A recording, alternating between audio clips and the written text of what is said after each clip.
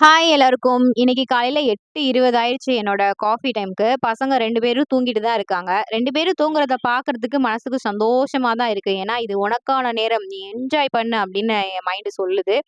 But அடுத்த மாசத்துலேருந்து நான் பெரியவன ஸ்கூலுக்கு அனுப்பியாகணும். அத நெனச்சா தான் கொஞ்சம் கஷ்டமா இருக்கு. இவ்வளோ நாள் கூடவே இருந்த பையன், திடீர்னு நம்மள பிரிஞ்சு அவன் கொஞ்ச நேரம் வெளியில போறான். அவன ஸ்கூலுக்கு அனுப்ப போறோம் அப்படிங்கிற வருத்தம்லாம் கிடையாது. காலையில ஏர்லி மார்னிங் அவன எழுப்பி, அவனுக்கு தேவையான வேலையெல்லாம் செஞ்சு, அவனையும் ரெடி பண்ணி ஸ்கூலுக்கு அனுப்பணுமே அப்படிங்கிற வருத்தம் தான். குழந்தை பொறந்தோனே எல்லாரும் ஒரு அட்வைஸ் சொன்னாங்க.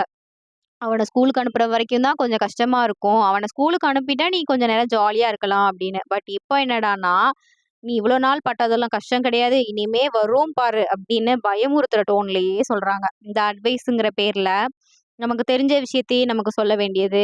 ஆல்ரெடி சொன்ன விஷயத்த மறுபடியும் மறுபடியும் சொல்லி நம்மள கடுப்பேத்த வேண்டியது. நீங்க ஏற்கனவே சொல்லிட்டீங்கன்னு சொன்னா கூட விடுறது கிடையாது. கேட்டா நீங்க சின்ன பசங்க, உங்களுக்கு ஒண்ணும் தெரியாது. பெரியவங்க என்ன சொன்னாலும் கேட்டுக்கணும்னு வேற சொல்லுவாங்க. நம்ம அதெல்லாம் மனசுல வாங்கிக்குவோமா? ஒரு காதுல வாங்கிட்டு மறு காதுல விட்டுட்டு போயிட்டே இருக்க வேண்டியது.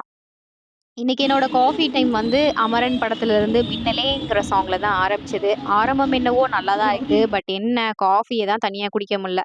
தினமும் எவனாவது ஒருத்தன் எந்திரிச்சிடுறான் என்னோட காஃபி டைம்க்கு கம்பெனி குடுக்குற மாதிரி. சரி ஓகே. உங்களோட காஃபி டைம் எப்படி போகுன்றத எனக்கு கமெண்ட்ல சொல்லுங்க. பாய்.